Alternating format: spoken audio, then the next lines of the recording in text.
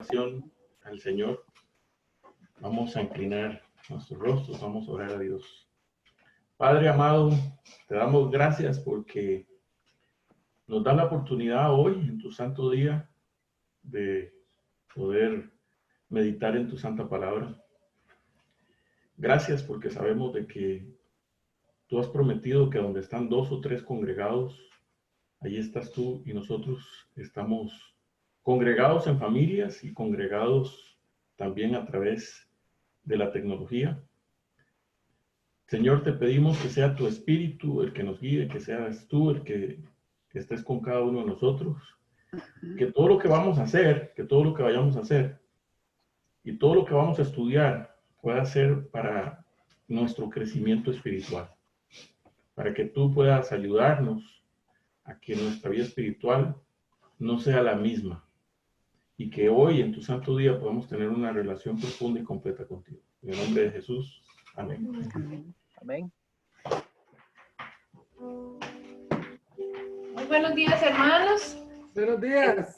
Tengan todos un muy feliz sábado. Vamos a tener un par de cantos, un par de himnos. Vamos a pedir que todos puedan silenciar el micrófono y allá donde están, todos poder cantar. Hoy nos va a acompañar Gadiel en el piano y el primer himno es Hay un mundo feliz más allá, himno 185.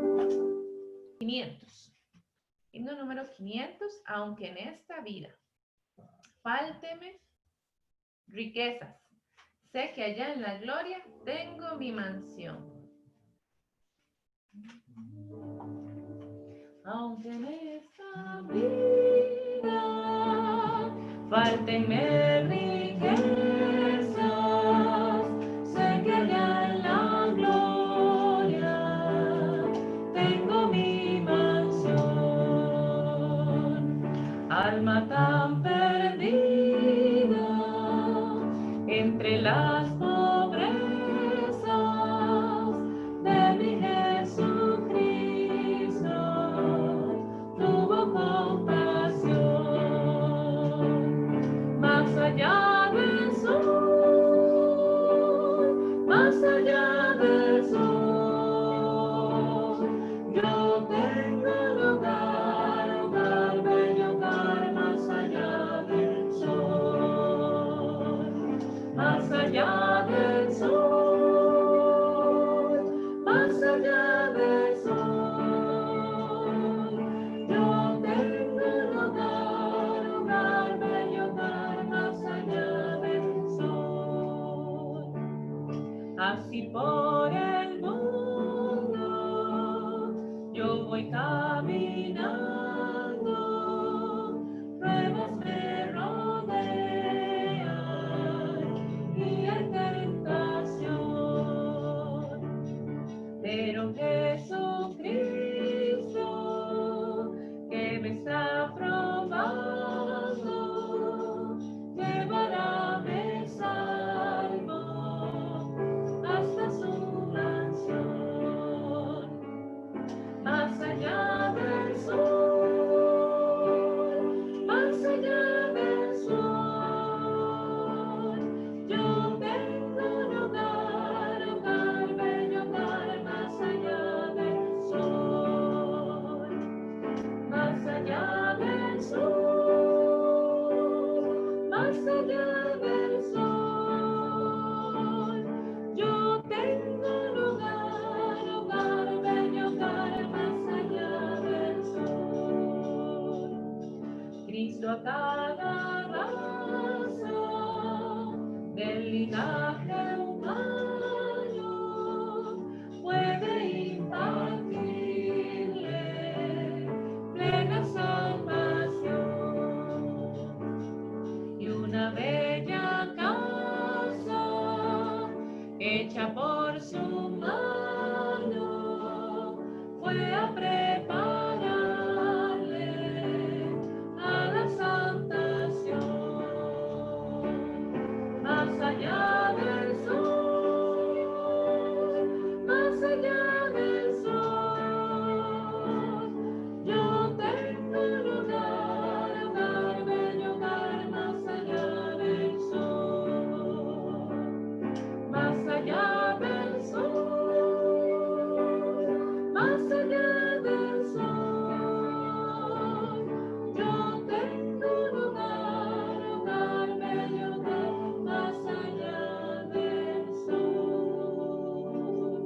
así es, hermanos. Este no es nuestro hogar. Aquí estamos de paso. Nuestro verdadero hogar es allá en las mansiones celestiales. Que el Señor les bendiga.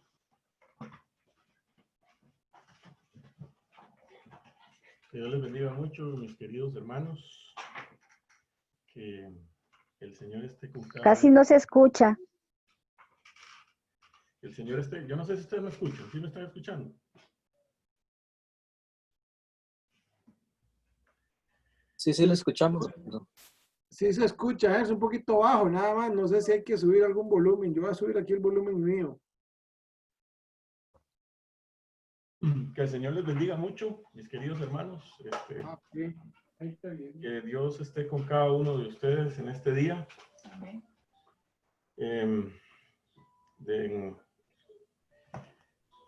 En este momento que la situación se ha complicado un poquito más aquí en el país y en el mundo, ¿verdad?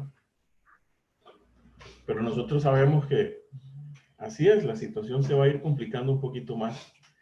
Y el estudio de esta mañana es un estudio que yo creo que es muy importante para cada uno de nosotros, especialmente, para que nosotros analicemos en nuestra vida en qué lugar estamos, para que analicemos en qué circunstancias nos encontramos,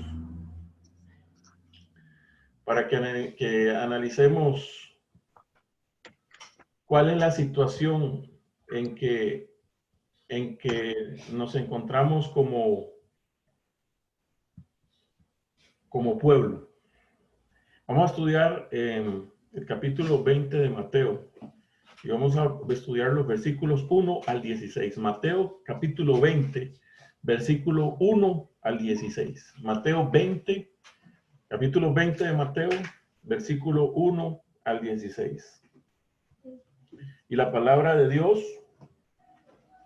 nos dice así. El reino de los cielos es semejante al dueño de una finca que salió por la mañana a contratar trabajadores para su viña. Convino con ellos en que les pagaría el salario de un día y los envió a su viña. Como a las 9 de la mañana, salió y vio en la plaza a otros que estaban desocupados y les dijo: vayan también ustedes a mi viña y les pagaré lo que sea justo. Y ellos fueron. Cerca del mediodía volvió a salir y lo mismo hizo a las 3 de la tarde. Y cuando salió cerca de las 5 de la tarde, halló a otros que estaban desocupados y les dijo: ¿por qué se han pasado todo el día aquí sin hacer nada? Le respondieron: es que nadie nos ha contratado. Él les dijo: vayan también ustedes a la viña. Cuando llegó la noche, el dueño de la viña dijo a su mayordomo: llama a los trabajadores y págales su jornal. Comienza por los últimos y termina por los primeros. Los que habían llegado cerca de las 5 de la tarde pasaron y cada uno recibió el salario de un día de trabajo. Cuando pasaron los primeros, pensaron que recibirían más, pero cada uno de ellos recibió también el salario de un día de trabajo. Al recibirlo, comenzaron a murmurar contra el dueño de la finca. Decían: estos últimos han trabajado 1 hora y les has pagado lo mismo que a nosotros, que hemos soportado el cansancio y el calor del día. El dueño le dijo a uno de ellos: amigo mío, no te estoy tratando injustamente. ¿Acaso no te arreglaste conmigo por el salario de un día? Esa es tu paga, tómela y vete. Si yo quiero darle a este último lo mismo que te doy a ti, ¿no tengo el derecho de hacer lo que quiera con lo que es mío? ¿O acaso tienes envidia porque yo soy bueno? Así que los primeros serán los últimos y los últimos serán los primeros. Esta parábola es una parábola que nos trae un gran mensaje para nosotros hoy. Y yo creo que en el momento en que nosotros nos encontramos, en este momento de la historia que nosotros nos encontramos, esta parábola nos trae un mensaje que nos debe hacer meditar profundamente. La parábola empieza con la palabra porque. Y cuando el Señor dice porque, es porque Él quiere, él está, quiere afirmar o quiere dar a reconfirmar, confirmar o reafirmar y confirmar lo que viene diciendo antes. Así que la parábola es como resultado de lo que Jesús viene diciendo. Y lo que Jesús viene diciendo es del capítulo 19 y los versículos 28 al 30. Cuando Pedro dice en el 27 que Pedro le dijo, aquí nosotros le hemos dejado todo y te hemos seguido, ¿qué pues tendremos? Eso es lo que Pedro le está preguntando. Señor, nosotros lo hemos dejado todo y nosotros te hemos seguido. Hemos dejado familia, hemos dejado todo lo que teníamos, los trabajos, todo lo que tenemos, lo hemos dejado y te hemos seguido. ¿Qué pues tendremos? Y Jesús le dijo, de cierto os digo, en la regeneración, cuando el Hijo del Hombre se siente en el trono de su gloria, vosotros que me habéis seguido, os sentaréis sobre 12 tronos para juzgar a las 12 tribus de Israel. Y cualquiera que haya dejado casas, o hermanos, o hermanas, o padre, o madre, o esposa, o hijos, o tierras por mi nombre, recibirá 100 tantos y heredará la vida eterna. Y entonces dice, porque muchos primeros serán postreros, y postreros serán primeros. Y para reafirmar y para explicar eso, como muchos que son primeros van a ser últimos, y como muchos que son últimos van a ser los primeros, entonces el Señor empieza a dar la parábola que acabamos de leer. En esta parábola, el Señor empieza diciendo, porque el reino de los cielos, y si ustedes se fijan, muchas de las parábolas de Jesús dicen lo mismo, el reino de los cielos. Lo que Jesús quiere dar a entender aquí, de una forma especial, es que la forma como se enseña o la forma como se concibe aquí en la tierra las cosas son muy diferentes a la forma como se entienden y se conciben en el reino de los cielos. Y cuando el Señor Jesús habla del reino de los cielos, Él lo habla de una forma muy respetuosa, en la forma como los judíos en ese tiempo entendían. Ellos decían el reino de los cielos por no decir el reino de Dios o el reino de Yahvé, para no decir el nombre sagrado de Dios. Entonces ahí lo que el Señor Jesús está diciendo es el reino de Dios. Cuando habla del reino de los cielos, es el reino de Dios. Y cuando habla del reino de Dios, está hablando de las cosas tal como se conciben en la inteligencia completa y profunda de Dios. Como dice el libro de Isaías, que sus pensamientos no son nuestros pensamientos, Isaías capítulo 55, y sus pensamientos y sus caminos no son nuestros caminos. Tan diferentes son unos de otros. Entonces el Señor empieza diciendo, el reino de los cielos es semejante a un hombre, padre de familia, que salió por la mañana a contratar obreros para su viña. Dice que este hombre, padre de familia, sale por la mañana a contratar obreros para su viña, para su finca, decía la versión que leyó mi esposa. Él trata de contratar obreros y sale tempranito a contratar obreros para su viña. Y dice la palabra de Dios que al contratar obreros para su viña, encuentra a los primeros y hace un trato con ellos. Los encuentra ahí, están ellos esperando y los encuentra y hace un trato con ellos. Hace un trato, les dice, ok, ¿quieren ir a trabajar a mi finca? Ok, muy bien, yo les voy a pagar un denario. ¿Les parece? ¿Estamos de acuerdo? Ok, vénganse conmigo y todos vamos a trabajar. En la primera hora. En primer lugar, ¿qué es la viña? ¿Qué es la viña? En el libro Palabras de Vida del Gran Maestro, en la página 227, dice de la siguiente manera. Y vamos a leer también Isaías capítulo 5, versículos 1 y 2. Isaías 5, 1 y 2. Vamos a leer primero Isaías 5, 1 y 2. Isaías 5, 1 y 2. Quiero cantar ahora por mi amado el canto de mi amado a su viña. Mi amado tenía una viña en una ladera fértil. La cercó y la despejó de piedras y luego plantó en ella vides escogidas. En medio del campo levantó una torre y además construyó un lagar. Esperaba que su viña diera buenas uvas, pero dio uvas silvestres. Dice en Palabras de Vida del Gran Maestro, página 227, el labrador escoge una parcela de terreno en el desierto. La cerca, la limpia, la trabaja, la planta con vides escogidas, esperando una rica cosecha. Espera que este terreno, en su superioridad con respecto al desierto inculto, la honre, mostrando los resultados de sus cuidados y los afanes con que los cultivó. Así Dios había escogido a un pueblo de entre el mundo para que fuera preparado y educado por Cristo. La viña, vamos a leer ahora Isaías capítulo 5, versículo 7. Isaías 5, 7.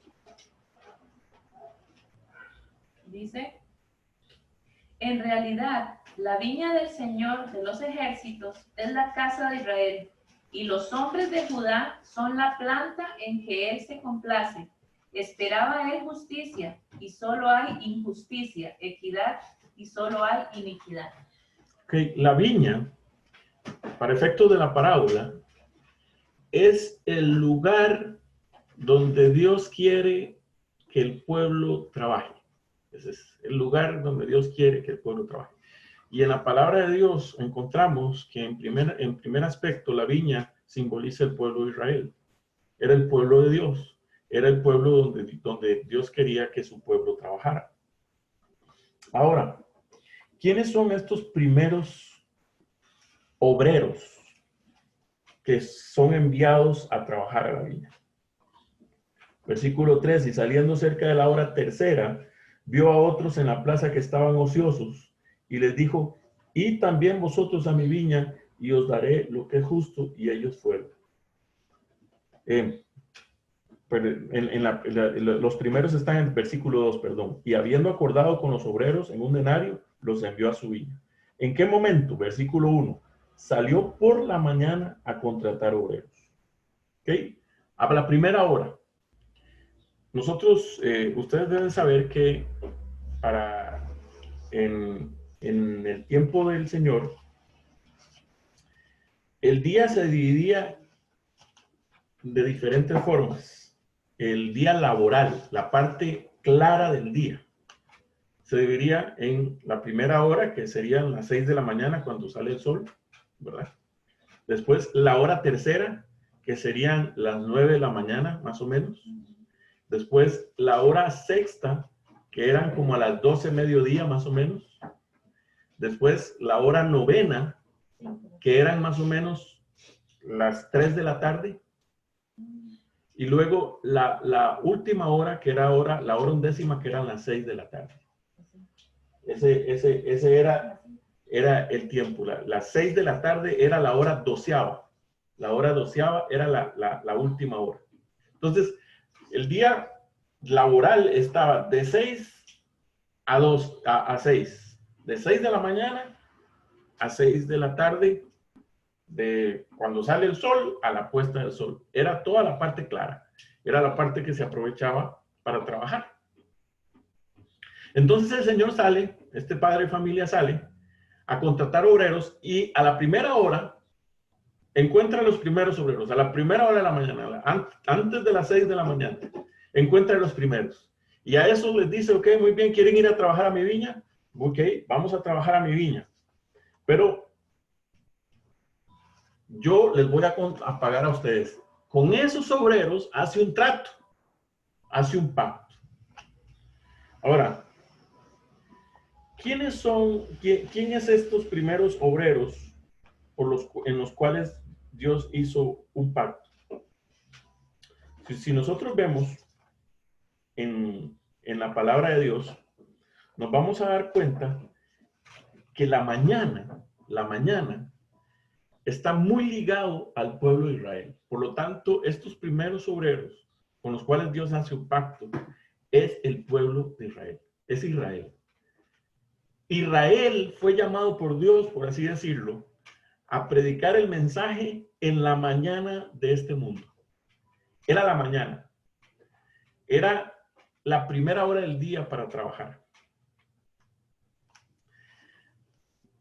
Y si nosotros vemos, por ejemplo, vamos a ver, en el Salmo capítulo 43, versículo 3. O sea, la mañana está muy relacionada con el surgimiento de Israel como el primer grupo en ser llamado por Dios a la luz de la mañana que les dio liberados del faraón. O sea, Salmo 43. 3. Si ustedes se acuerdan, lo primero que Dios hizo en el primer día, lo primero que Dios hizo fue la luz. Así que en la primera hora del día está ligada con la luz.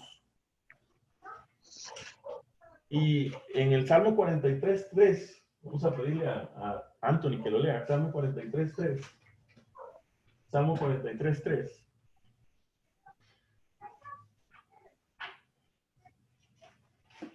Y después Brian, Isaías 49, 6. Isaías 49, 6.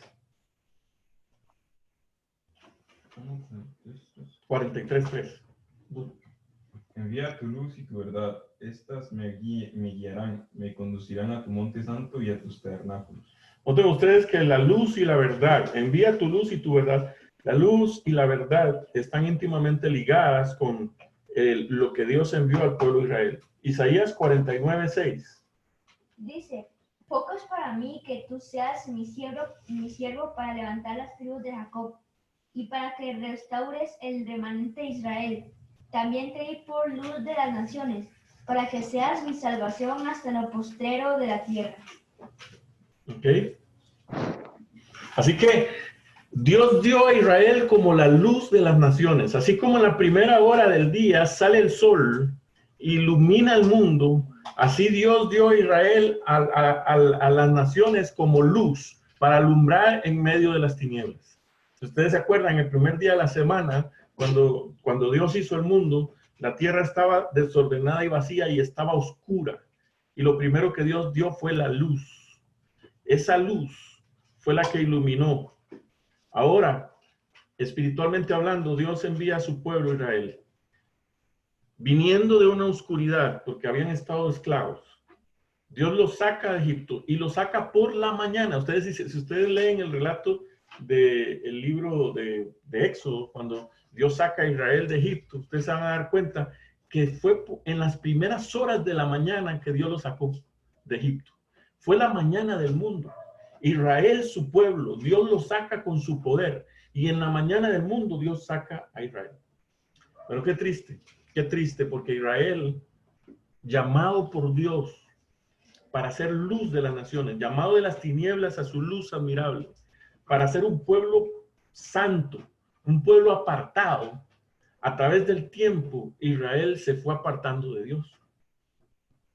Y así como Dios lo llamó por la mañana, también fue en una mañana en que Israel rechazó a Dios y dejó de ser aquellos obreros que Dios había llamado. Por lo tanto, Dios se vio en la necesidad de salir a contratar a más obreros, porque él veía que la tarea no se iba a lograr con ese grupo, porque el grupo se había apartado del camino. En Marcos capítulo 11, versículos 12 al 14, dice de la siguiente forma, Marcos 11, 12 al 14, vamos a pedirle a Galía que lo lea. Bueno, a mi esposa, Marcos 11, 12 al 14. 12 al 14. Dice, Al día siguiente, cuando salieron de Betania, Jesús tuvo hambre. Al ver de lejos una higuera con hojas, fue a ver si hallaba en ella algún higo. Pero al llegar no encontró en ella más que hojas, pues no era el tiempo de los higos. Entonces Jesús le dijo a la higuera, que nadie vuelva a comer fruto de ti. Y sus discípulos lo oyeron. Ahora los versículos 20 y 21. A la mañana siguiente, cuando pasaron cerca de la higuera, vieron que ésta se había secado, de raíz. Pedro se acordó y le dijo, mira, maestro, la higuera que maldijiste se ha secado. Ahora noten, a la mañana siguiente, nosotros podemos encontrar aquí la relación entre la mañana con Israel y también con la higuera estéril. Cuando Jesús encontró la higuera y buscó en ella algo y no halló nada, fue en la mañana de un día lunes del año 31, antes de la Pascua, en el día después de la entrada triunfal. Según lo registra Mateo 21, 18. Ustedes leen Mateo capítulo 21, versículo 18. Ajá, Mateo 21, 18. Y Marcos capítulo 11, versículo 20. Marcos 11, 20. Mateo 21, 18 dice, cuando Jesús volvió a la ciudad por la mañana, tuvo hambre. Ok. En un día después, 24 horas después, por la mañana tuvo hambre y vio la higuera. 24 horas después, a la siguiente mañana, en Marcos 11, 20, ¿qué dice? Y pasando por la mañana vieron que la higuera se había secado desde la raíz. Es decir, en la mañana del martes, el día después de la purificación del templo, desde la mañana del lunes, a los discípulos habían tenido más oportunidades de ser testigos. Porque lo que habían visto antes del asunto de la higuera es la obstinación de los dirigentes judíos contra Jesús. Y entonces Jesús, les presenta el asunto de la higuera para que vean una metáfora, para que vean una parábola entre la higuera y el pueblo de Israel. Para que vean la relación que existe entre la higuera y el pueblo de Israel. Y esto bastó un día, de una mañana a otra mañana. Qué interesante, mis queridos hermanos.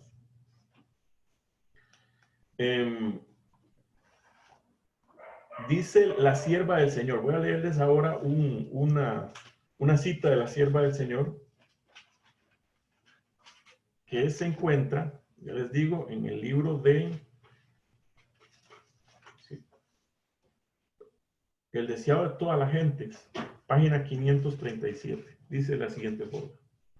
La parábola de la higuera, pronunciada antes de la visita de Cristo a Jerusalén, está en relación directa con la lección que enseñó al maldecir el árbol estéril. En el primer caso, el jardinero de la palabra intercedió, déjala aún este año hasta que la excave y estercole, y si hiciere fruto, bien, y si no, la cortarás. Lucas 13, 8 y 9. Debía aumentarse el cuidado del árbol infructuoso, debía tener las ventajas posibles, pero si permanecía sin dar fruto, no podría salvarlo de la destrucción. En la parábola no se indicó el resultado del trabajo del jardinero, dependía de aquel pueblo el cual se dirigían las palabras de Cristo. Los judíos estaban representados por el árbol infructuoso y a ellos les tocaba decidir su propio destino. Se les había concedido toda ventaja que el cielo podía otorgarles, pero no aprovecharon sus acrecentadas bendiciones. El acto de Cristo, al maldecir la higuera, demostró el resultado. Los judíos habían determinado su propia destrucción. En toda época se otorgó a los hombres su día de luz y privilegios, un tiempo de gracia en que pueden reconciliarse con Dios. Pero esa gracia tiene límite. El día había llegado para Jerusalén. Jesús lloró con angustia sobre la ciudad condenada, pero ya no la podía salvar. Este primer grupo era ese grupo. Pero el grupo perdió el rumbo. Así que Dios tuvo que salir a buscar otros obreros. Y la parábola dice en el versículo 3, y saliendo cerca de la hora tercera, vio a otros en la plaza que estaban ociosos. ¿Ok? Salió a las 9 de la mañana. A las 6 de la mañana sale y pasa 6, 7, 8, y cuando va acercando a las 9 va viendo el ritmo de trabajo de estos, seguramente unos por aquí hablando, los otros por allá hablando, otros descansando en demasía. Los que han tenido empleados más o menos saben lo que es eso, ¿verdad? ¿Ah? Y seguramente el patrón por allá en una esquina donde no lo ven está viendo el trabajo y dice, no, esto es el trabajo, no me lo van a terminar. Así que voy a tener que ir a contratar más. Ahora, si el pueblo de Israel es el primer grupo, ¿quién es este segundo grupo? ¿Quién es este segundo grupo? Pero antes de ver quién es el segundo grupo, yo quisiera hacer una síntesis de este primer grupo para que entendamos. Fue llamado en la mañana. Israel fue llamado en la mañana. Fueron los primeros llamados, el pueblo judío. Ese pueblo salió de las tinieblas a la luz, así como cuando sale el sol a la primera hora de la mañana. Ellos recibieron la luz de la verdad desde el comienzo como pueblo para compartirla al mundo, para hacer luz para el mundo. Esa luz era disipar las tinieblas del momento histórico en que surgen como pueblo escogido. Hay tinieblas en el mundo.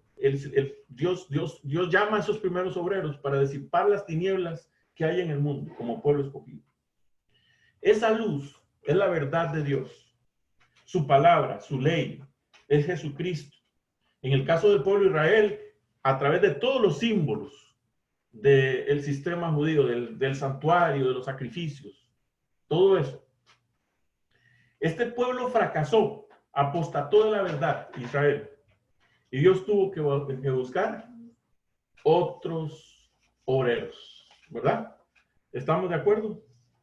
Dios tuvo que buscar otros obreros. Y ahora viene la hora tercera. Ahora, vean qué interesante.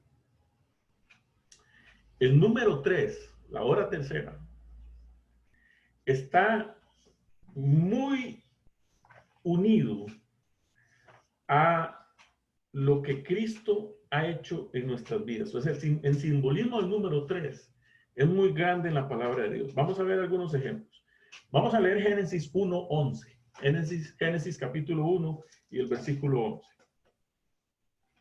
Dice, después dijo Dios, que produzca la tierra hierba verde, hierba que dé semilla y árboles frutales sobre la tierra que den fruto según su género y cuya semilla está en ellos, y así fue. Si ustedes notan, en el tercer día, dice la palabra de Dios, que Dios hizo que la tierra tuviera hierba y árbol que dé fruto. Árbol que dé fruto. Es decir, el árbol fue creado para dar fruto en el tercer día, y la razón por la cual Dios creó los árboles precisamente era para producir fruto, para alimentar. Ahora, si ustedes se fijan en la palabra de Dios, en Génesis 1, versículo 9. También dijo Dios, que se junten en un solo lugar las aguas que están debajo de los cielos y que se descubra lo seco, y así fue. Ahora noten, en el tercer día también Dios lo que hizo fue producir la tierra seca. La tierra seca es un símbolo de fertilidad, donde se siembra la semilla y donde nace la semilla. Es decir, es un símbolo de aquella vida que Cristo produjo, porque la Biblia, Jesús dijo que tenía que él, como una semilla, ser sembrado para producir mucho fruto. Cristo fue sepultado y su resurrección trajo fruto grande y fue resucitado en el día tercero. Notan ustedes el símbolo del tercer día. Y no solamente, el tercer día tiene mucho más simbolismo en la palabra de Dios. En Génesis 22:4, la palabra de Dios dice así. 3 días después, Abraham levantó los ojos y a lo lejos vio el lugar. Vio un sacrificio, el lugar donde se podía sacrificar. 3 días después, así como Cristo resucita en el tercer día. Y vamos a ver en Marcos capítulo 15, versículo 25. Marcos 15, 25. Y vamos a ver Lucas capítulo 23, versículos 22 y 23. Lucas 23, 22 y 23. Marcos 15. Marcos 15, 25. Lucas. Marcos 15, 25 dice, cuando lo crucificaron eran las 9 de la mañana. La hora tercera. A la hora tercera, cuando lo crucificaron. Y en Lucas 22, 23, 22 y 23, Cristo fue crucificado a la hora tercera. Lucas 23, 22 y 23. Sí, 23, 22 y 23, ahí. Él les dijo por tercera vez, pues qué mal ha hecho este. 3 veces le dijo Jesús qué mal había hecho. Y ahora miren algo más interesante aún. En Hechos, capítulo 2, versículo 1 al 4,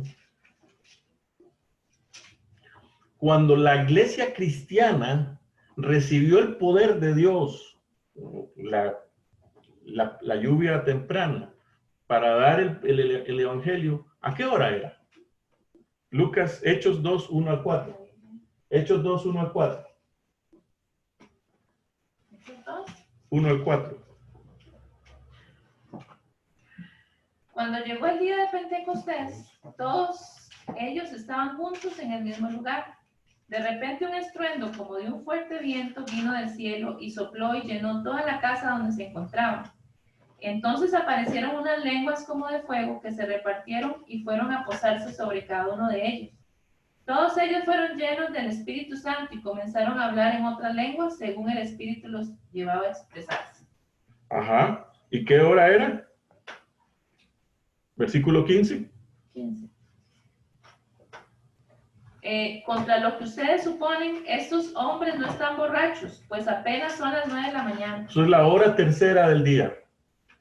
A la hora tercera del día es llamado, es derramado el Espíritu Santo a la hora del sacrificio, el primer sacrificio de la mañana.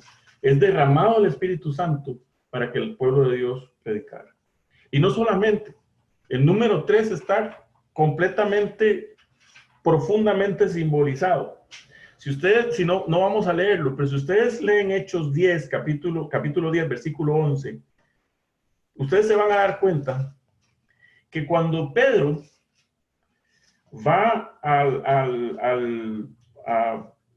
tiene hambre, sube al lugar donde recibe la visión, es precisamente la hora tercera. Y no solamente eso, Cornelio envía 3 hombres para que busquen a Pedro y vengan a su casa a predicarle el evangelio. Y no solamente eso, el lienzo baja 3 veces, 3 veces. Y no solamente eso, 3 eventos se dieron en el momento que indicaba el cese de Israel como pueblo de Dios para ser como obrero de su viña y el llamado de estos nuevos obreros. 3 eventos se dieron: el apedramiento de Esteban, que selló el rechazo del pueblo de Israel a Jesús como el Mesías al concluir las 70 semanas, la conversión de Saulo para que inicie la predicación al pueblo gentil, y la visión de Pedro, donde se le ordena incluir a los gentiles en el pueblo de Dios. Así que estamos claros quién es este pueblo de la hora tercera. Es la iglesia cristiana. Es el pueblo cristiano que Dios llama y que Dios basa ese pueblo en un remanente de Israel, que es el pueblo de Israel. Ahora, ¿qué sucede con esta iglesia cristiana? En primer lugar, este grupo de la hora tercera fue llamado con el propósito específico, con un propósito específico, así como el primer grupo fue llamado con un propósito específico. Ahora Dios contrata a este grupo con un propósito específico. ¿Cuál era ese propósito? Iluminar al mundo con la verdad de Dios, con su palabra, alumbrar en las tinieblas reinantes de la época. Tenía un mensaje este grupo. ¿Cuál era el mensaje? El mensaje de la salvación en Cristo Jesús y solo en Él, porque en ningún otro hay salvación, porque no hay otro nombre derramado en la tierra en la cual podamos ser salvos. En el primer grupo, el simbolismo estuvo centrado en el santuario, Cristo Jesús centrado en el santuario. En este segundo grupo es a través de la predicación de Cristo directamente centrada en Él, en su venida. Como dice Juan capítulo 1, versículo 29, Juan 1, 29, he aquí el Cordero de Dios que quita el pecado del mundo. Y 1 Corintios capítulo 2, versículo 2, pues me propuse no saber entre vosotros cosa alguna, sino a Jesucristo y a este crucificado. Este grupo también tenía que predicar acerca de la obediencia a Dios. 1 Corintios.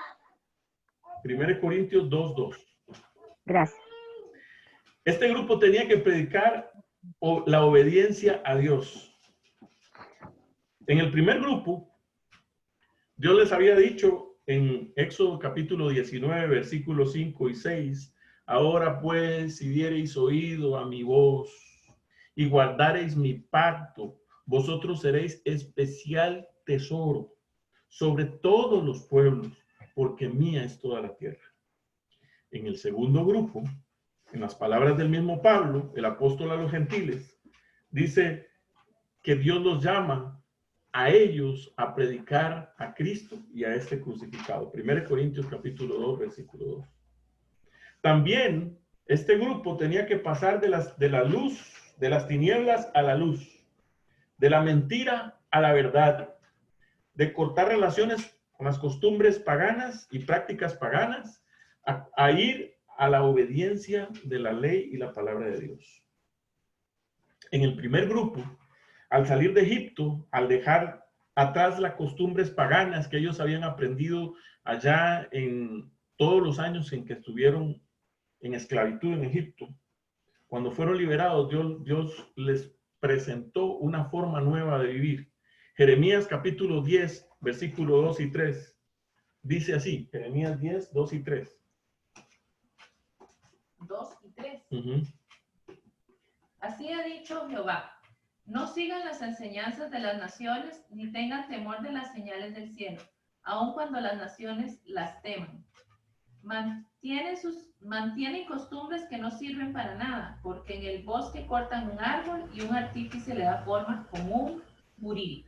Qué interesante. Lo que Dios le dice al pueblo de Israel, al primer grupo, es que no tenían que contaminarse con las costumbres paganas de los pueblos aledaños. Y ahora este segundo grupo, al salir del Egipto espiritual, Dios también los llama a ellos a que se mantengan aparte de las costumbres paganas. Y viene la iglesia cristiana sale a predicar el mensaje. Salen.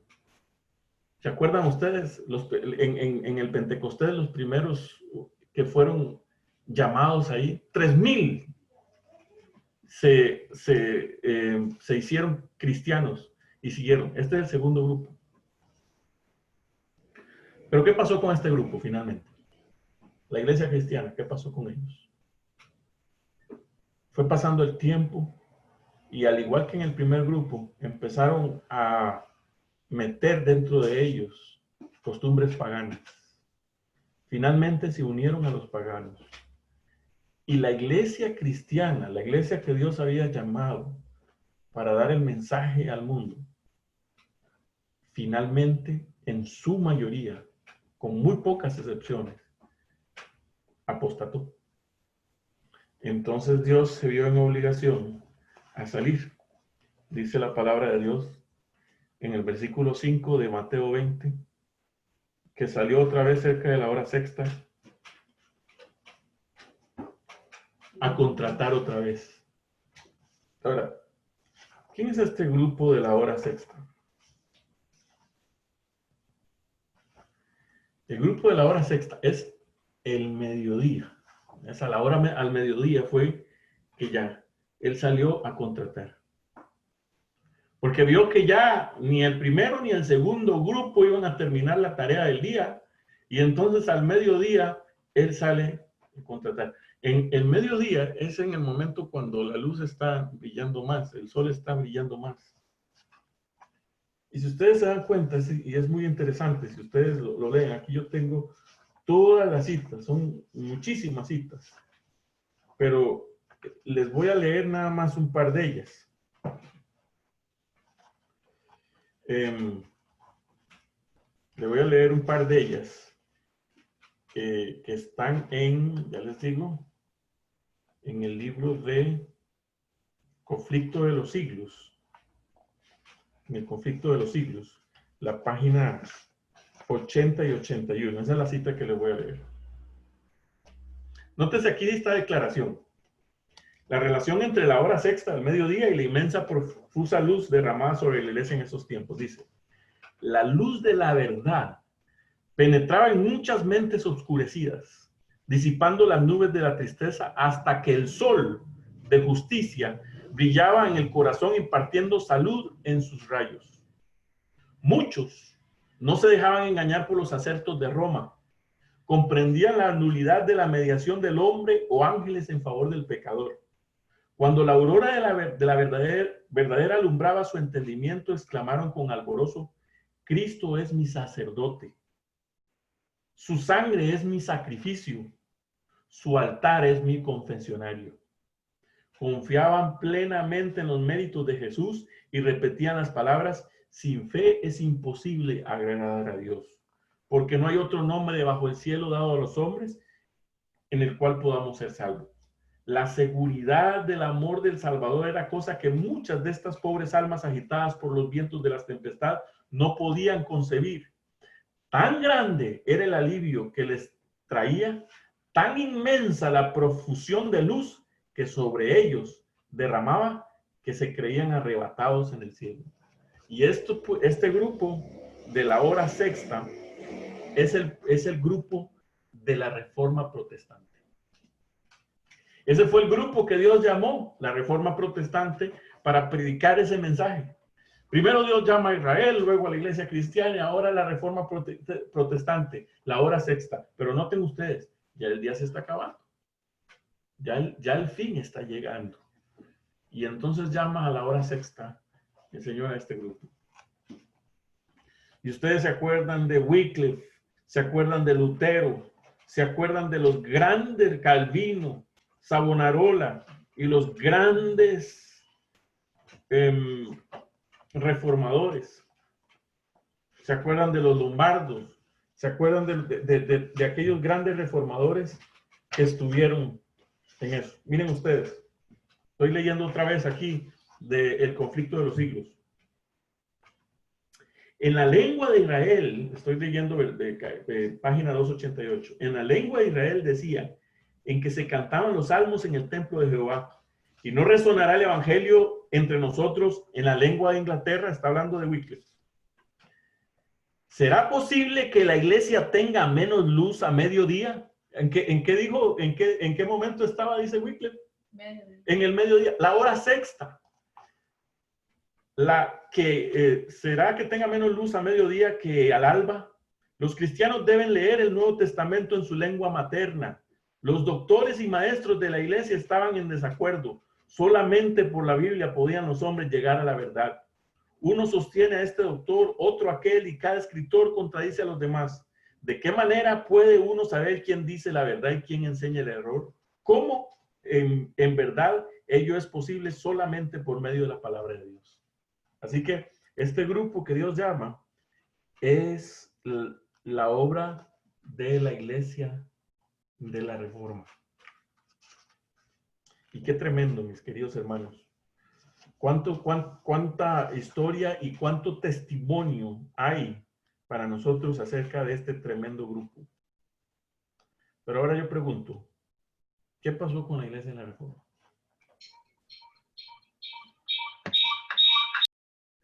¿qué pasó con la Iglesia de la Reforma? Igualmente, Dios vio que por medio de este grupo no se podía terminar la tarea.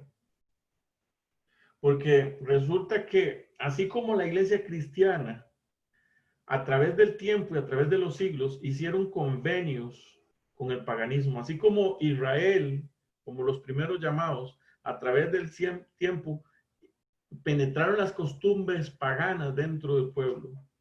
Y así como la verdadera doctrina se empezó a disipar porque la espiritualidad de esos pueblos se fue corrompiendo. La iglesia cristiana, a través del tiempo, y nosotros vamos al siglo III después de Cristo, 300 y resto, con Constantino, cómo penetró el paganismo dentro y cómo ese montón de doctrinas empezaron y cómo nació dentro de la misma iglesia el sistema que iba a ir en contra del Señor, el papado, el campeón del anticristo. Y cómo surgió todo eso. Dios levanta ahora el pueblo de la Reforma para vindicar, para reformar todo esto. Y ahora las iglesias de la Reforma, conforme iba pasando el tiempo, empezaron a corromperse también.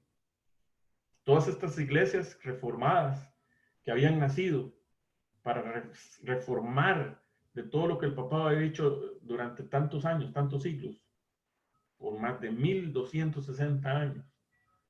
Estas mismas iglesias también empezaron a decaer y empezaron a apostatar. Entonces Dios tiene que verse en la necesidad de salir otra vez a contratar en la hora sexta y novena, en la hora novena.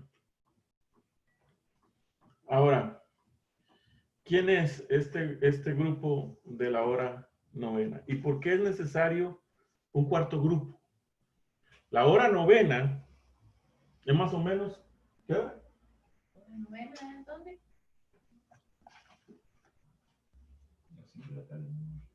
Versículo 3 de la tarde.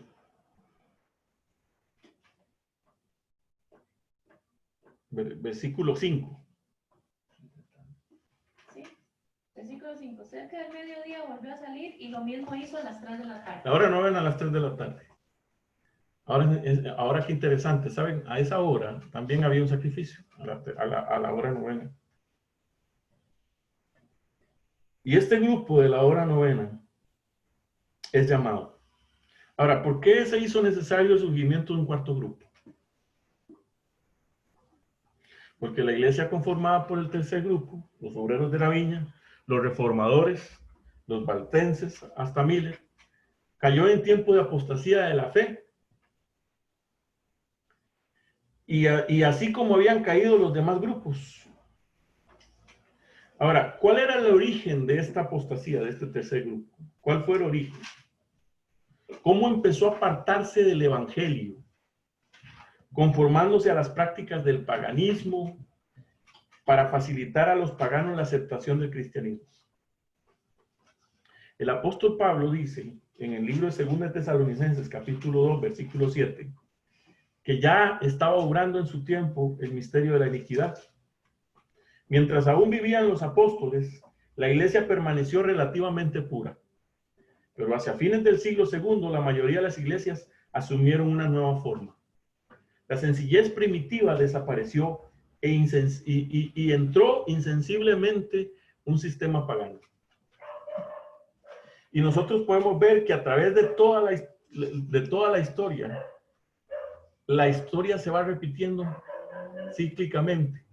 Dios llama a un grupo, ese grupo es llamado para alumbrar la oscuridad que existe en su tiempo, y ese grupo con el tiempo vuelve y cae en apostasía.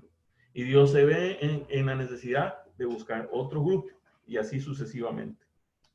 Ahora, este grupo de la hora novena definitivamente es la iglesia adventista. Es la iglesia adventista del séptimo día. ¿Por qué? Porque fue la iglesia que Dios levantó como resultado de la apostasía de las iglesias de la Reforma. Fue la iglesia que Dios levantó para predicar el mensaje de Apocalipsis 14, el mensaje del tercer ángel, y para llamar a los que estaban allí a recibir la verdad y a salir de Babilonia.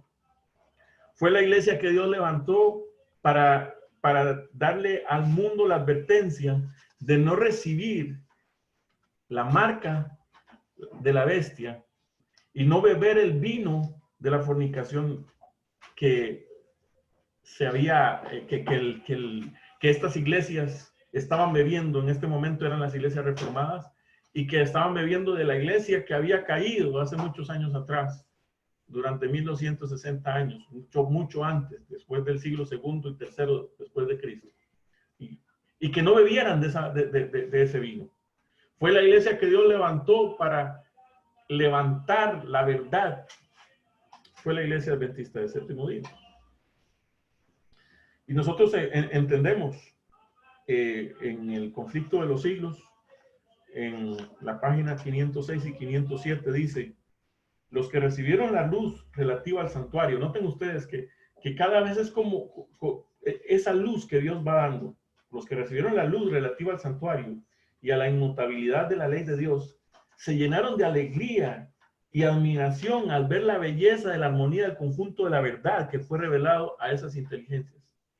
Deseaba que esa luz, que tan preciosa les resultaba, fuese comunicada a todos los cristianos, y no podían menos que creer que la aceptarían con gozo. Pero las verdades que no podían sino ponerse en desaveniencia con el mundo no fueron bienvenidas por muchos que profesaban ser discípulos de Cristo. La obediencia al cuarto mandamiento exigía un sacrificio ante el cual la mayoría retrocedía. Cuando se presentaban las exigencias del sábado, muchos arguían desde el punto de vista mundano diciendo: siempre hemos guardado el domingo, nuestros padres lo guardaron y muchos hombres buenos y piadosos han muerto felices observándolo. Si ellos tuvieran razón, nosotros también la tenemos. La observancia de este nuevo día de reposo nos haría discrepar con el mundo y no tendríamos la influencia sobre él. ¿Qué puede esperar hacer un pequeño grupo de observadores del séptimo día contra el mundo que guarda el domingo?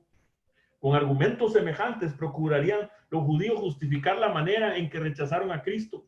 Sus padres habían agradado a Dios presentando ofrendas y sacrificios. ¿Por qué no alcanzarían los hijos salvación siguiendo el mismo camino?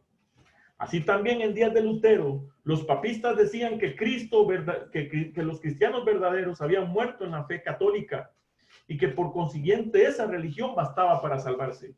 Este modo de argumentar iba a resultar un verdadero obstáculo para todo progreso en la fe y en la práctica de la religión. Noten ustedes la forma de argumentación de todos los grupos. Es de que los primeros decían: bueno, pero nosotros siempre hemos guardado el domingo, ¿cuál es el problema? Grandes hombres de Dios, hombres santos, murieron guardando el domingo y fueron salvos guardando el domingo. ¿Y por qué nosotros ahora vamos a ser diferente a ellos?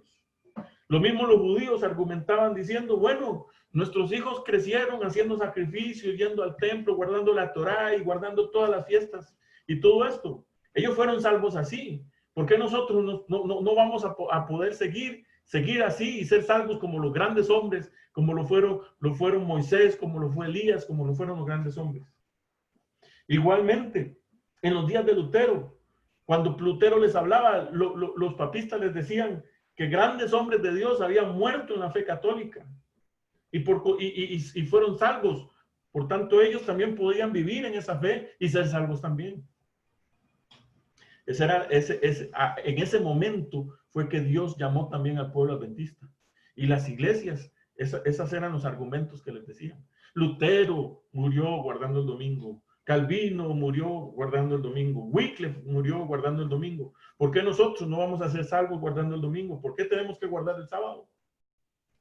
Dios por eso llamó a este grupo de la hora novena, la iglesia adventista del séptimo día. Este era el grupo que Dios había llamado, y ahora la luz que se venía dando desde el momento de Israel, la iglesia cristiana, la iglesia de la Reforma, y ahora la luz que Dios le daba a este grupo era una luz maravillosa para alumbrar el mundo con su gloria. Pero ¿por qué razón Dios ahora, a la hora 11ª, una hora antes de que termine el trabajo, una hora antes, porque si ustedes se fijan, el padre sale a contratar obreros cada 3 horas, si ustedes se fijan, ¿verdad? Primero a los de la primera hora, a los de las 6 de la mañana, luego a las 9 de la mañana, luego a las 12, luego a las 3 de la tarde. Pero a las 5 de la tarde, una hora antes, a la hora 11, sale. ¿Por qué razón una hora antes sale a buscar más obreros? ¿Por qué creen ustedes que Dios sale una hora antes? Este padre sale a contratar obreros una hora antes. Pero antes de ver por qué razón sale una hora antes, vean qué interesante el cuadro que se da en la parábola. Dice, versículo 10 en adelante. Y cuando vinieron los primeros, pensaban que habían de recibir más, pero ellos también recibieron cada uno un denario. Ahora qué interesante, miren ustedes. Cuando se estaba dando el pago, los que llegaron desde las 6 de la mañana decían, nos van a pagar más, porque nosotros hemos trabajado más. Nosotros hemos estado aquí trabajando desde que salió el sol. Prácticamente hemos trabajado de sol a sol. Así que nos van a pagar más a nosotros, obviamente. Pero cuando llegan a buscar el pago, se dan con la sorpresa de que les pagan un denario, lo mismo que a todos. Ahora miren ustedes el espíritu. Ahora noten que ese mismo espíritu es el mismo espíritu del pueblo judío de la historia. Porque dice, versículo 11, y al recibirlo, cuando ellos reciben su pago, murmuraban contra el padre de familia, diciendo, estos postreros han trabajado solo una hora y los has hecho iguales a nosotros que hemos llevado la carga y el calor del día. Mas él respondiendo dijo a uno de ellos, amigo, no te hago agravio. ¿No acordaste conmigo un denario? Toma lo que es tuyo y vete. Pero quiero dar a este postrero igual que a ti. ¿No me es lícito hacer lo que yo quiero con lo mío? ¿O es malo tu ojo porque yo soy bueno? ¿O es malo a ti porque yo soy bueno? Así, los postreros serán primeros, los primeros serán postreros y los postreros primeros, porque muchos son llamados, mas pocos los escogidos. Qué tremendo, hermanos. Miren ustedes. Todos los grupos que trabajaron más se llenaron del mismo espíritu del primer grupo. ¿Okay? Porque la queja de ellos fue al último grupo que trabajó una hora. Ahora, ¿por qué? La pregunta que se hace es, ¿por qué razón Dios tuvo que salir una hora antes a buscar obreros? ¿Por qué razón? Díganme ustedes, ¿por qué razón? ¿Por qué creen ustedes?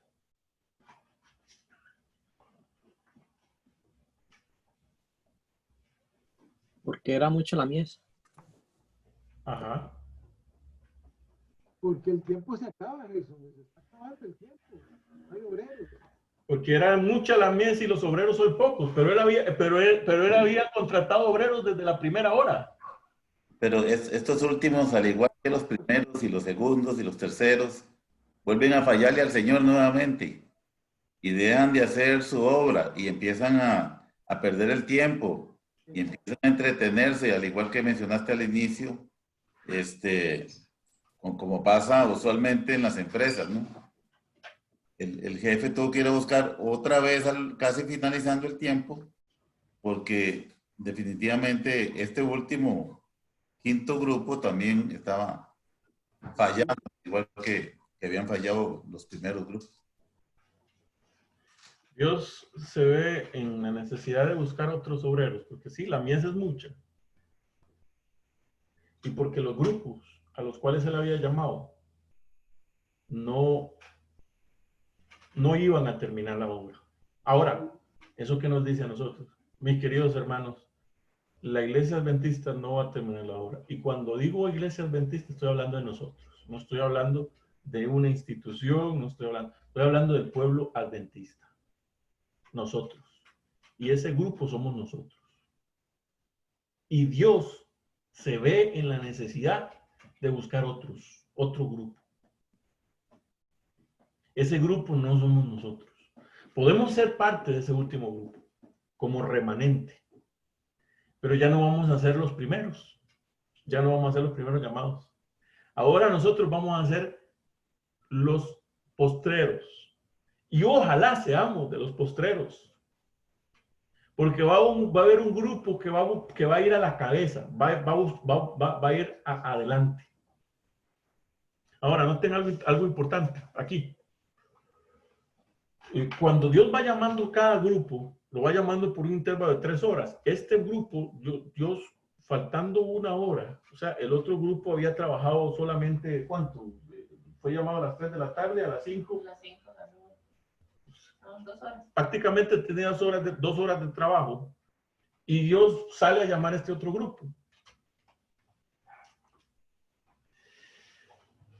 Ese grupo, ese último grupo, son otros más que Dios sale a llamar. Pero antes de saber quién es ese grupo que sale, esos obreros de la hora 11, yo quisiera en primer lugar que viéramos por qué razón Dios tuvo que buscar otro grupo más, un grupo final.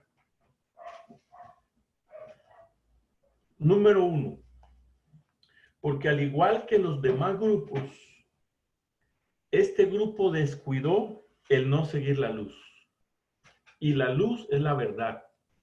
Y especialmente nosotros como adventistas del séptimo día, sabemos que la verdad que la iglesia adventista del séptimo día ha rechazado es la luz del mensaje del tercer ángel en verdad.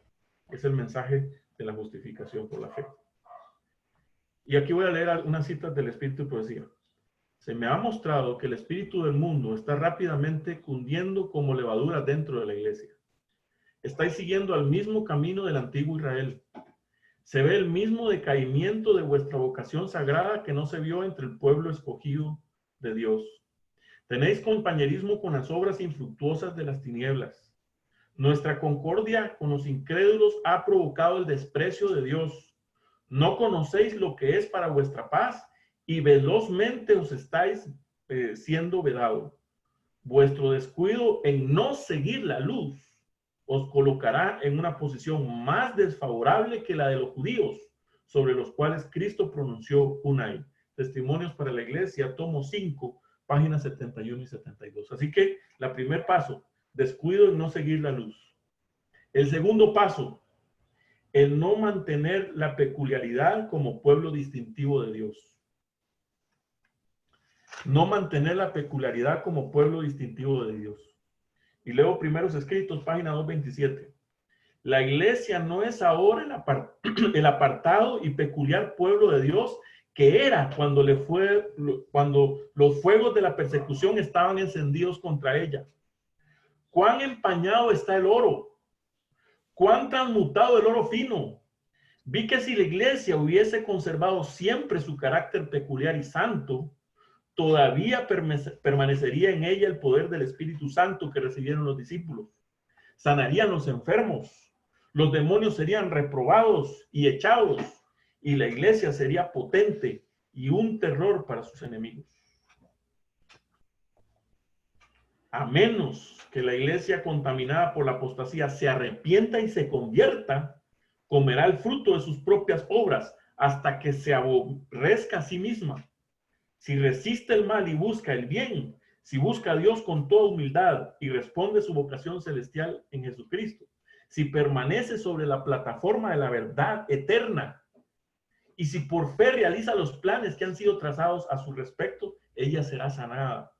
Aparecerá en la sencillez y pureza que proviene de Dios, exenta de todo compromiso terrenal, demostrando que la verdad la ha hecho realmente libre.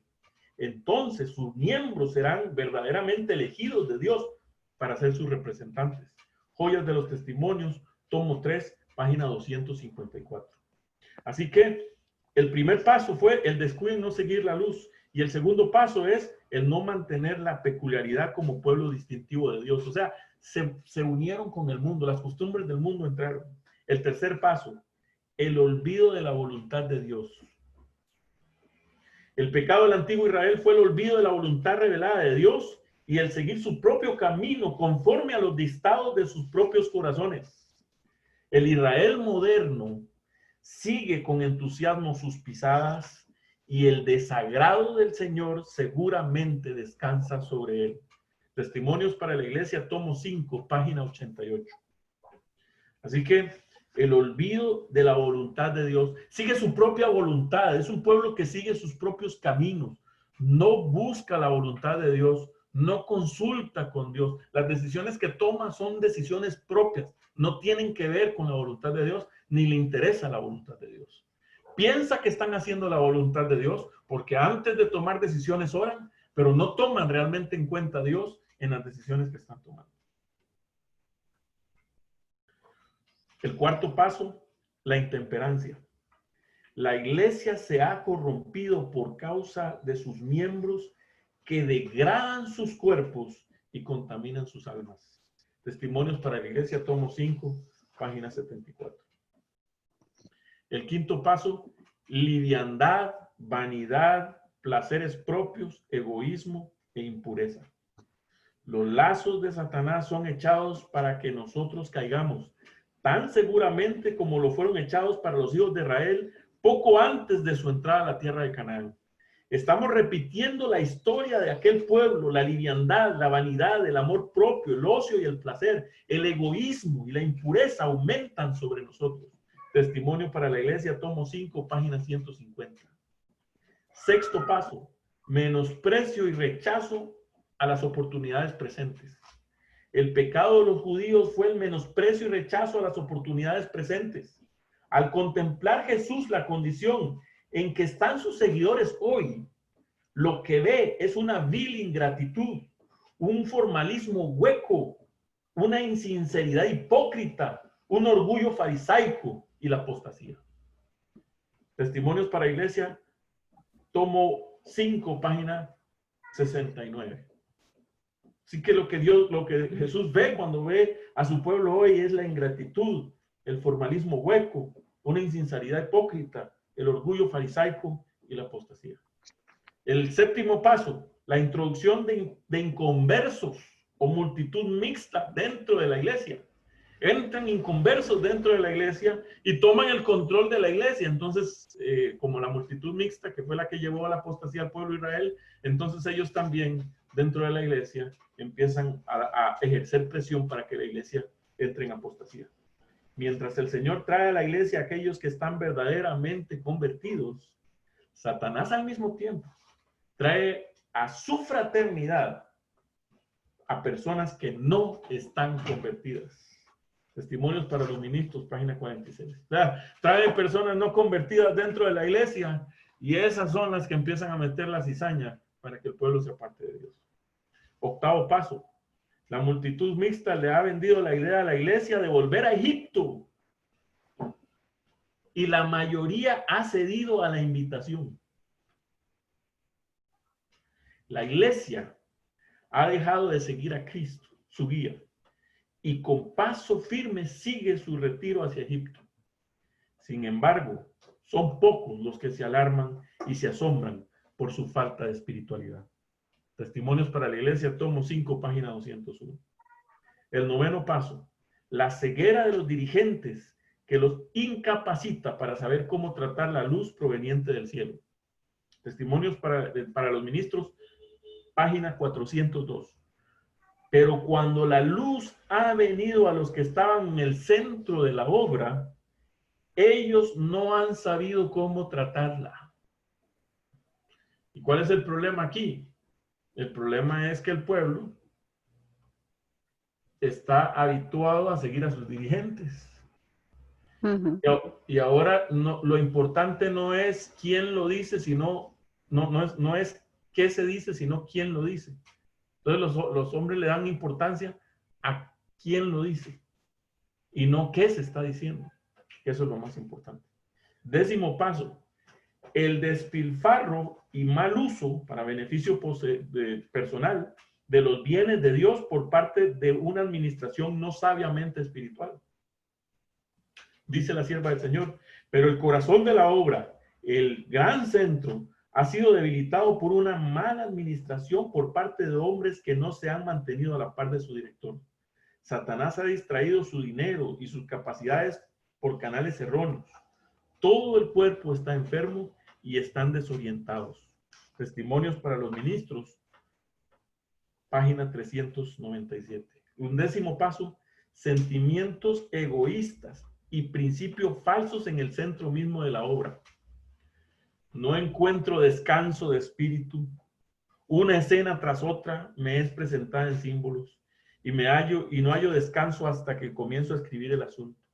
En el centro de la obra, las cosas están modeladas de tal suerte que toda nueva institución sigue la misma conducta y la asociación general misma, la asociación general en sí misma está corrompiéndose con falsos sentimientos y principios. Testimonios para los ministros, página 539. Y finalmente, el 12º paso, los principios falsos que conducen a un ofuscamiento mental hacen que finalmente Dios se retire como se retiró de Israel. Y dice Testimonios para la Iglesia, tomo 5, página 48.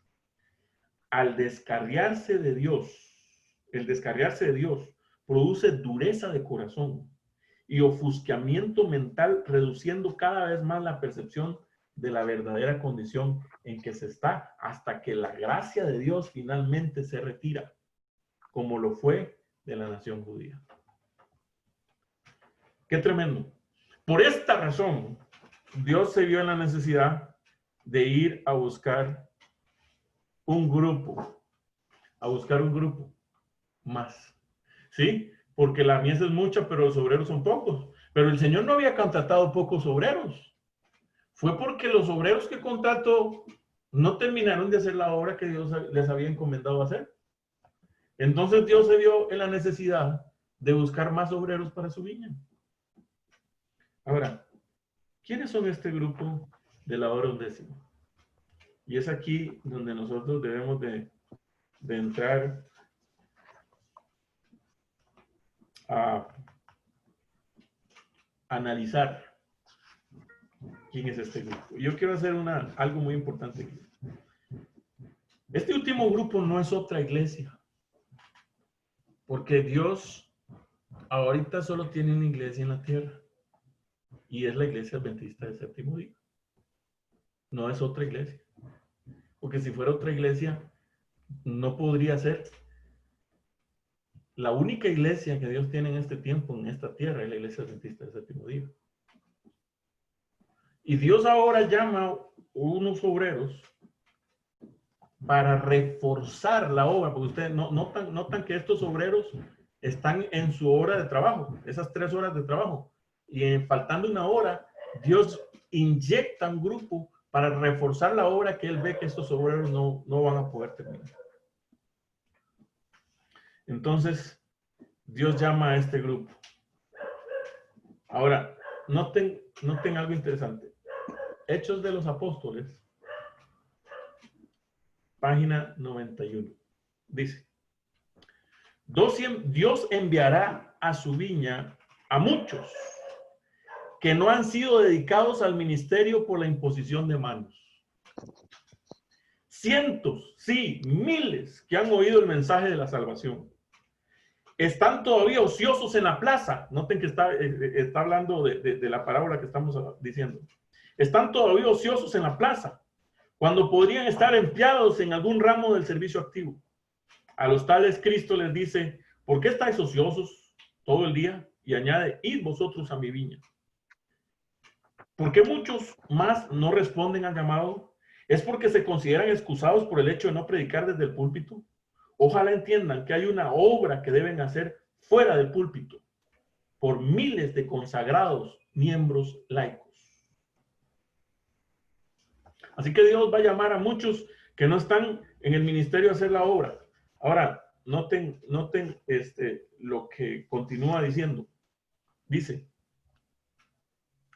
en Hermanos, si continuáis siendo tan ociosos y mundanos y tan egoístas como antes, Dios os pasará seguramente por alto y tomará a los que tienen menos cuidado de sí mismos, son menos ambiciosos de honores mundanales y no vacilarán como no vaciló su maestro en cuanto a salir al campamento cargado de oprobio. La obra será dada a quienes la acepten, la aprecien y entretejan sus principios con su experiencia diaria.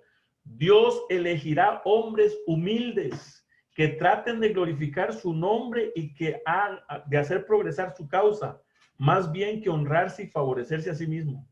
Él suscitará hombres que no tengan tanta sabiduría mundanal, pero que estén relacionados con él, que busquen fuerza y consejo de lo alto. Testimonios para la Iglesia, tomo 5, página 436. ¿Quiénes son estos hombres humildes? Este grupo final. Ahora note. Habrá muchos. Ahora aquí ya está condensando quiénes son. Habrá muchos que saldrán de las filas del mundo, de las iglesias, aún de la Iglesia Católica, cuyo celo excederá en mucho a los que han estado hasta ahora en las filas para proclamar la verdad. Muchos que están en las filas del mundo, aún de la Iglesia Católica, cuyo celo excederá por mucho hasta ahora en las filas de los que están en las filas para proclamar la verdad. Por esta razón, los obreros de la hora 11 recibirán su denario. Estos verán la aproximación de la batalla y darán a la trompeta un sonido cierto. Cuando la crisis esté sobre nosotros, cuando venga el tiempo de calamidad, ellos avanzarán para ocupar la vanguardia. Adelante. Se ceñirán la armadura completa de Dios y exaltarán su ley. Se adherirán a la fe de Jesús y sostendrán la causa de la libertad religiosa que los reformadores defendieron con arduo trabajo y por el cual sacrificaron sus vidas. Mensajes selectos, tomo 3, página 441 y 442. Qué tremendo, hermano, lo que está diciendo. Está diciendo que los que están en las filas del mundo, en las iglesias católicas, evangélicas, testigos de Jehová, mormones, que van a entrar en la última hora, esos tendrán más celo que el pueblo que está ahora. Porque el pueblo que está ahora está sentado, haragán, durmiendo, no haciendo lo que debe hacer. No tienen el mismo celo. Son cobardes para hablar. No dicen la verdad por miedo a qué dirán. Ese pueblo no tendrá valentía. Dice, el fuerte clamor del mensaje del tercer ángel, precisamente el tiempo del cual escribió el profeta vendrá, y el fuerte clamor del tercer ángel que se escuchará en la tierra, su gloria iluminará el mundo, y el mensaje triunfará. Pero los que no anden en su luz no triunfarán. Ha llegado el solemne tiempo cuando los ministros deben llorar entre la entrada y el altar, exclamando: perdona, oh Jehová, tu pueblo, y no entregues al oprobio tu heredad. Es un tiempo en que, en vez de elevar sus almas con suficiencia propia, los ministros y el pueblo deben confesar sus pecados delante de Dios y el uno al otro. La ley de Dios ha sido invalidada, y aún entre los que defienden sus obligatorias demandas hay personas que quebrantan sus sagrados preceptos. La Biblia será abierta de casa en casa, pues hombres y mujeres hallarán acceso a esos hogares. Noten ustedes dónde terminará la iglesia, de casa en casa. Las mentes se abrirán para recibir la palabra de Dios, y cuando venga la crisis, muchos estarán preparados para hacer las debidas decisiones, aún frente a formidables dificultades que se producirán por los milagros engañosos de Satanás. Aunque estos, los nuevos conversos, confesarán la verdad y llegarán a ser obreros de Cristo en la hora 11, recibirán igual pago que aquellos que han trabajado todo el día. Habrá un ejército de creyentes fieles que soportarán tan firmemente como una roca la última prueba. Una luz creciente brillará sobre todas las grandes verdades de la profecía. y éstas serán vistas en su frescura y brillantez, porque los relucientes rayos del sol de justicia iluminará la totalidad. Cuando el ángel estaba por desarrollar delante de Daniel las sumamente interesantes profecías que se registrarían para nosotros, que somos testigos del cumplimiento, el ángel dijo: esfuérzate y aliéntate. Daniel 10:19. Nosotros estamos para recibir la mismísima gloria que le fue revelada a Daniel, porque ella es para el pueblo de Dios en estos últimos días, a fin de que puedan dar a la trompeta un sonido certero. Manuscrito 18, 1888. Mensajes selectos, página 445-446. Qué tremendo, mis queridos hermanos. Ahora, ¿quién es este pueblo de la hora undécima? Es el último pueblo. Ahora noten. En la hora undécima, el Señor juntará una compañía que hoy está fuera en el mundo para servirlo a Él. Habrá un ministerio convertido. Ahora noten, qué interesante. Habrá un ministerio convertido. Quiere decir que ahora hay un ministerio que no está convertido. Y cuando habla de ministerio no está hablando solo de los pastores. Está hablando de todo el pueblo de Dios. Quiere decir que su pueblo hoy no está convertido. Habrá un ministerio convertido. Aquellos que han tenido privilegios y oportunidades de llegar a ser inteligentes con respecto a la verdad y todavía continúan contrarrestando la obra de Dios que se debía haber completado, serán purgados fuera. Dios no acepta el servicio de ningún hombre cuyo interés está dividido. Él acepta el corazón entero o nada. Manuscritos Liberados, tomo 20, página 320. Estoy adolorida mientras veo tanto prejuicio y fariseísmo. Oh, que nuestros hermanos que ministran se ensanchen y no sean tan estrechos y cortos de vista. Muchas almas vendrán de otras iglesias denominacionales y a la hora undécima obedecerán toda la verdad, porque ellos no se han colocado en formación contra la luz del cielo, sino que se han mantenido fieles a toda la luz que tuvieron. Mientras que aquellos que han tenido grandes privilegios y oportunidades y no han vivido ni caminado en la luz, caerán fuera del camino. Su luz brillará cada vez menos y menos hasta que sus lámparas se apaguen por la necesidad del aceite de la gracia en sus vasos con sus lámparas. Carta 36, 1890, 1888, página 710. Tremendo, mis queridos hermanos. ¿Quién es este pueblo de la hora undécima? Es un De pueblo, todas las iglesias. exactamente. Es un pueblo que está fuera ahora. ¿Saben qué nos dice eso, hermanos? Que nosotros como adventistas tiene que haber un despertar si queremos ser parte de ese pueblo. Aunque sea que vayamos atrás. Hay mucho pueblo que está en las iglesias, en el mundo, en las iglesias que están en Babilonia, en la iglesia católica, que cuando acepten esta verdad, tendrá mucho más celo que nosotros. Muchísimo más celo que nosotros. Bueno, nosotros somos adventistas y nosotros somos aquí el pueblo de Dios y entre adventistas mismos, como dicen aquí en Costa Rica, se pican unos a otros. Ah, es que yo estoy en la organización y yo estoy bien. Y, es que yo no estoy en la organización y no soy apóstata como tú. Tirándose entre ellos mismos y están en la misma condición. Los mismos grupos están en la misma condición. El Señor nos está llamando. Hay siervos de Dios en la iglesia adventista que están ahí luchando y hay siervos de Dios en muchos grupos que también están ahí luchando. Esos siervos de Dios se van a unir a esos siervos de Dios que va a traer, que van a ir adelante. Nosotros los vamos a seguir más bien. ¿Por qué? Porque van a aceptar la verdad. Y cuando acepten esta verdad, van a decir, bueno, pero esto es tan maravilloso, pero porque ustedes no lo dan como debe ser dado, con esa fuerza y ese poder. ¿Por qué razón? No entiendo. ¿Por qué no hablan como deben hablar? ¿Qué les falta? Coraje. ¿Qué es lo que no tienen? Celo. Celo santo por las cosas del Señor. Eso es lo que está pasando.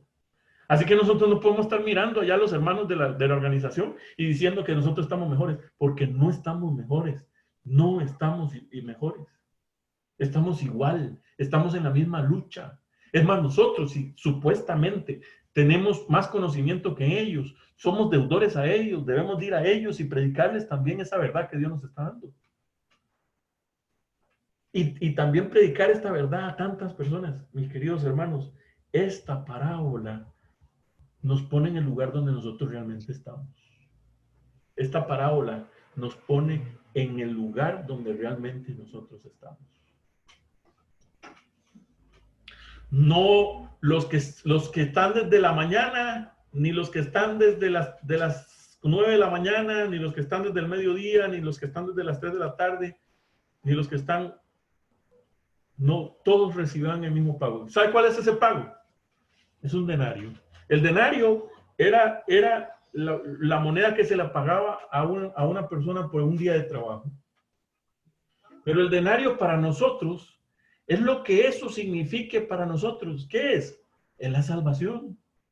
La salvación. Por eso es que Dios le paga a todos por igual, porque no es por lo que yo haga, sino es por lo que Dios ha hecho por nosotros. El solo simple hecho de que Dios nos llame a trabajar en su viña y que nos dé lo que necesitamos para sobrevivir, solo ese hecho es algo que debería darnos, estar agradecidos, ir a trabajar por él. Pero aquí dice el Señor Jesús, el Señor dice en la parábola, porque los postreros, los primeros serán postreros y los postreros primeros. Así que nosotros somos adventistas. Siempre hemos creído que somos primeros. Pero aquí la parábola nos dice que vamos a llegar a ser postreros. Y ojalá seamos, aunque sea postreros. Porque aquí no es quién está adelante o quién está atrás, porque el mayor es el que más sirve. Y los obreros de la hora undécima, cuando entren a dar ese mensaje, ellos van a ser mayores servidores.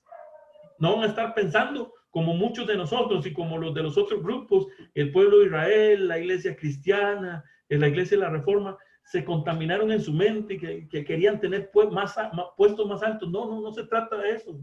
Se trata de estar en la obra, de dar el mensaje, de trabajar en la viña. Ahora, la pregunta hoy es, hermano, ¿qué estamos haciendo nosotros? ¿Qué estamos haciendo nosotros? Dios nos está llamando. ¿Será que estamos ociosos en la plaza? ¿Será que Dios hoy nos ha salido y nos está diciendo que vayamos a trabajar en la viña? O sea, no se trata de estar en una iglesia sentado escuchando temas. Eso no es lo que Dios nos ha llamado a hacer.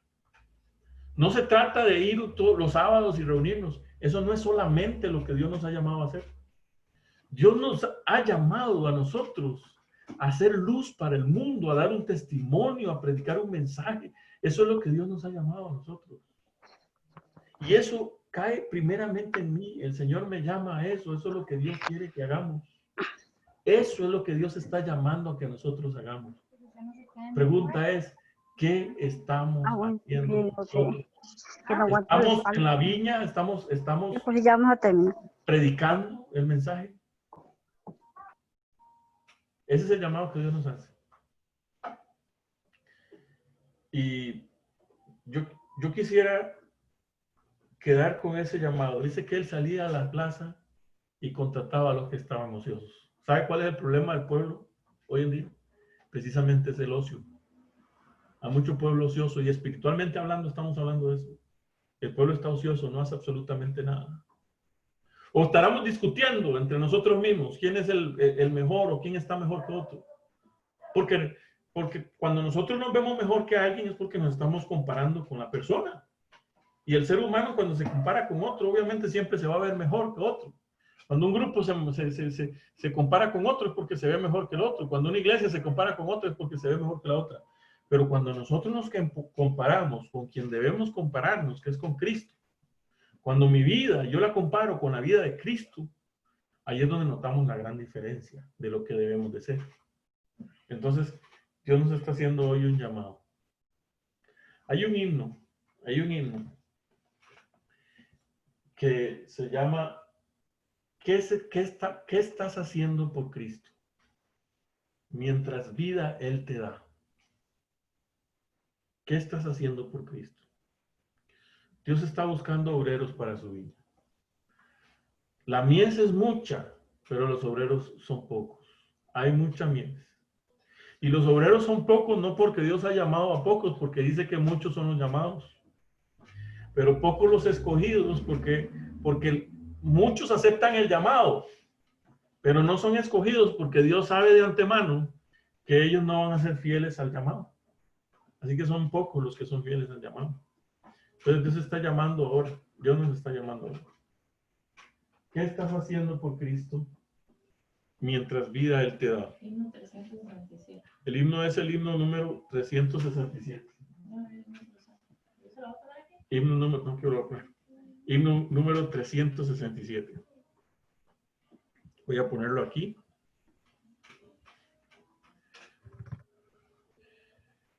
Himno número.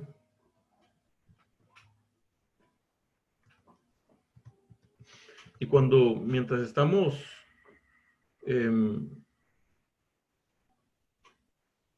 meditando en este himno, meditemos en ese llamado que Dios está haciendo a cada uno de nosotros.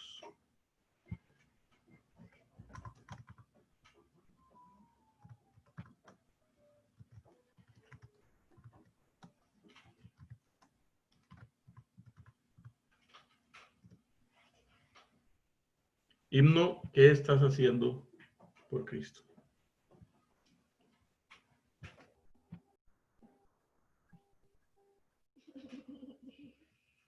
El libro de Hechos, capítulo 20, versículo 24 dice: pero ninguna cosa hago caso, ni estimo mi vida preciosa para mí mismo, con tal de que acabe mi carrera con gozo y el ministerio que recibí del Señor Jesús, para dar testimonio del Evangelio de la gracia de Dios.